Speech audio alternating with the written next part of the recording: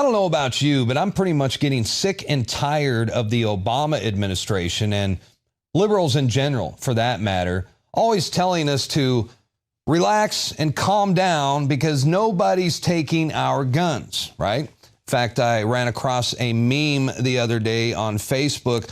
Only in the land of idiocracy would somebody post something like this, but here you go. I'll read it to you right now.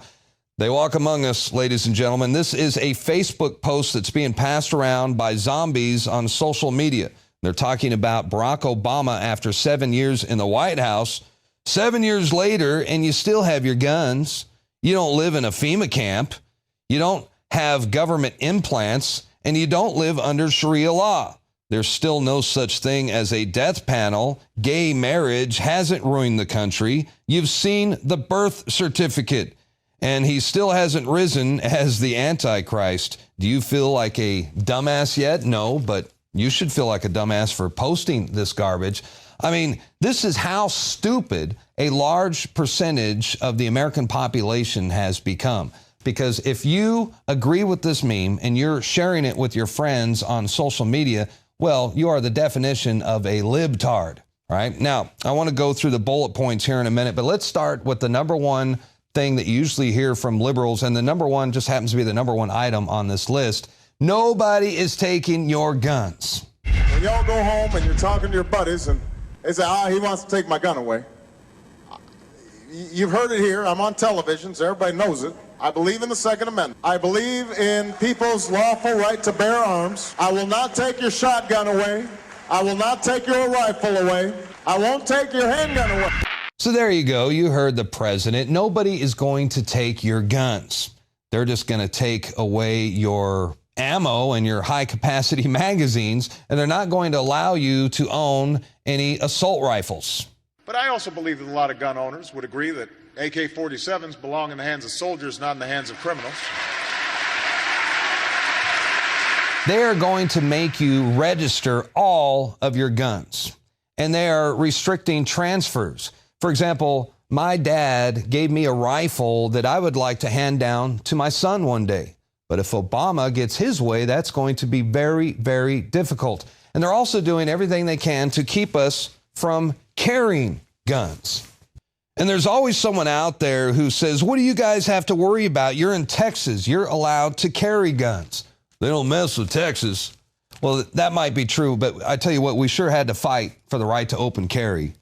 There are plenty of liberals, trust me, in Texas who want us totally disarmed. And I'm not just a Texan, I'm an American, damn it. And I think we all have the right to protect ourselves and protect our families, no matter what state we live in or what state we might be traveling to at the time, right? Besides that, the Second Amendment, it's not just about protecting our families, and it's definitely not about hunting and fishing or shooting for sport. No, the Second Amendment is there as a safeguard to protect us from a tyrannical government. You know the words, sing along. You know, the right to bear arms is because that's the last form of defense against tyranny. See there, even Ice-T gets it. Look, they want to ban ammo, they want to ban assault rifles, and everything else that gives the Second Amendment real meaning. And now they're even going as far as recommending that you have RFID tracking on guns or fingerprint access, or even require you to wear a bracelet in order for you to have access to your weapon.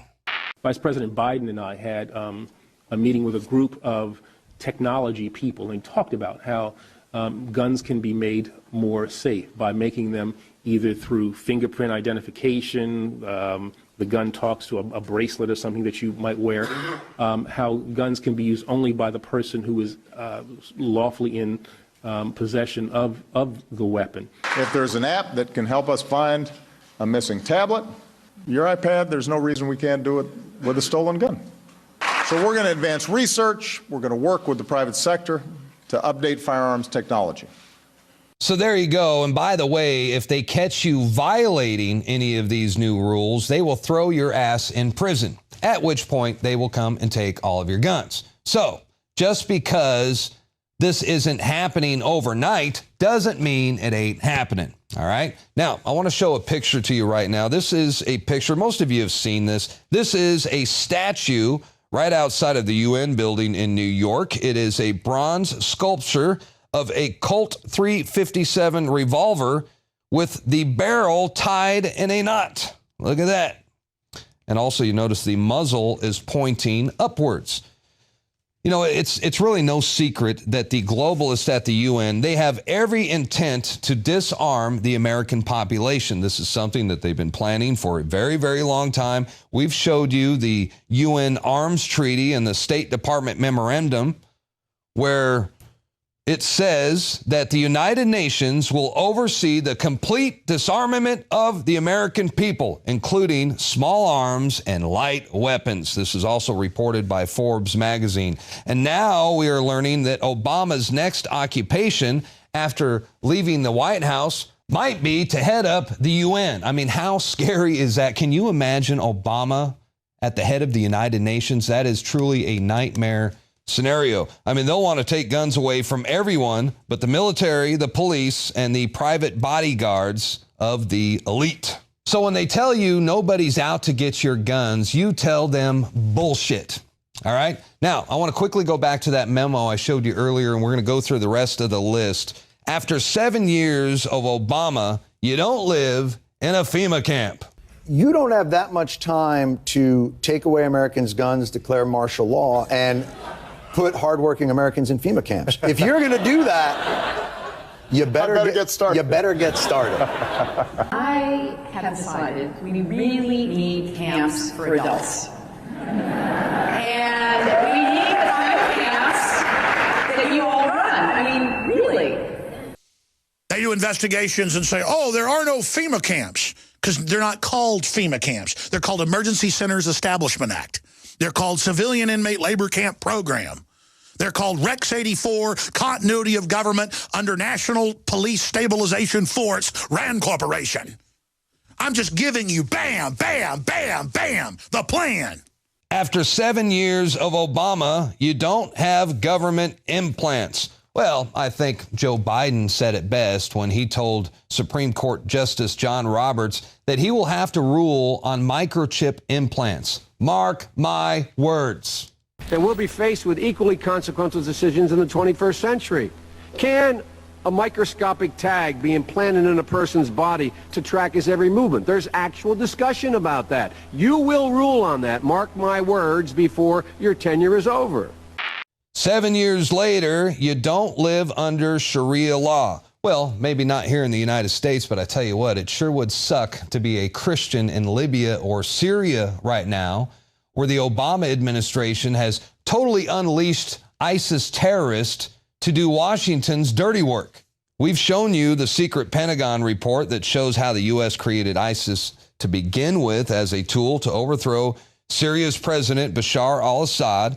It's the same old game of divide and conquer. I've talked to you guys about this many times on this broadcast. The CIA arms radical extremists to destabilize a region as an excuse to go in and establish order out of chaos.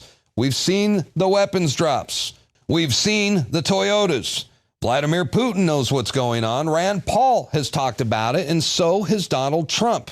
I mean, we wouldn't have an ISIS problem if the Obama administration would simply cut off their funding. They created that Frankenstein. And now there is a tsunami of Muslim immigrants flooding into Europe and the United States, and most of them are not 3-year-old baby orphans, Obama. This is not an immigration, it is an invasion. 7 years later, and there's still no such thing as a death panel, unless, of course, you are a veteran who died waiting to see a doctor at the VA. Multiple sources tell CNN as many as 40 veterans died while they were waiting for medical care at this VA facility. Our sources tell us many were placed on a secret list designed by VA managers to hide the fact veterans were waiting months to see a doctor. But hey, we're not supposed to talk about that, right? Shh. Would it be better not to lay off those 10 teachers and to make that trade-off in medical costs? But that's called the death panel, and you're not supposed to have that discussion. 7 years later, there can be no doubt that Obama was born in the USA. Why? Well, because you've seen his birth certificate. You know, the one that was heavily scrutinized and examined by a team of law enforcement experts in science labs, where they concluded without a doubt that the birth certificate is one big fat forgery, and a bad one at that. And I've sat and had a beer or two with Mike Zullo, who is the chief investigator of Sheriff Joe Arpaio's cold case posse, and he says that none of Obama's certificates and none of his records are authentic. I mean, he is a ghost president. Obama's records are sealed. We're not allowed to look at his college records, his thesis paper, his selective service registration, his Illinois State Senate records. None of it. They are off limits. And I'm telling you something, no president in the history of this country has ever been so secretive.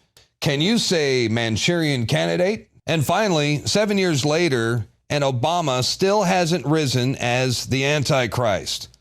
Well, let's give him some time, all right? I mean, he still might head up the UN one day.